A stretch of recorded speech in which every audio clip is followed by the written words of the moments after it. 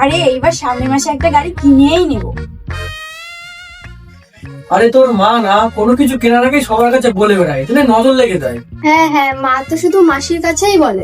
ও মাসি, তোর মাসি ছিল আগের বার গাড়ি না কেনার জন্য সবার সামনে বদনাম করেছিল। ও, ওটা মাসি ছিল তাহলে। হ্যাঁ।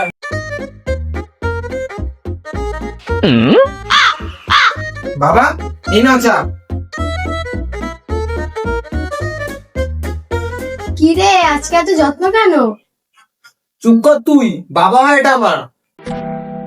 এইটুখানি তোমার জন্য তো করতেই পারি, কি বলো বাবা? বলছি বাবা, তোমার অ্যাকাউন্টে 1.5 লাখ টাকা আছে না, এবার আমার জন্য নতুন আইফোন কিনে দাও না।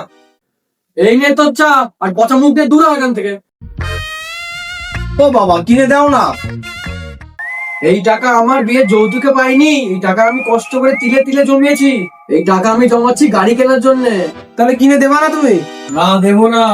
তাহলে তোমারও চা খেতে হবে না।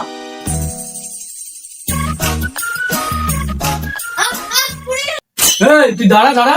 হ্যাঁ হ্যাঁ হ্যাঁ, আচ্ছা ঠিক আছে, রাখছি। দেখি কোথায় লেগেছে দেখি। আরে কি হয়েছে?